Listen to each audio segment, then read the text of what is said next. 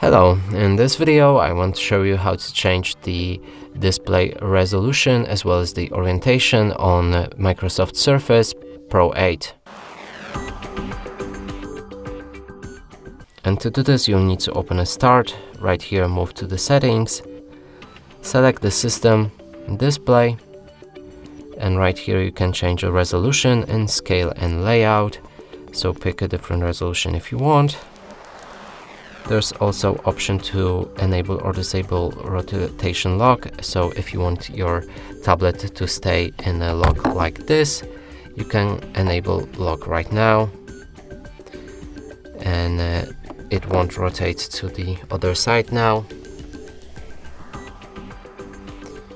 But if you want to keep it the other way, you need to turn off the setting, rotate your screen, and enable the setting again, and it won't rotate back the same way.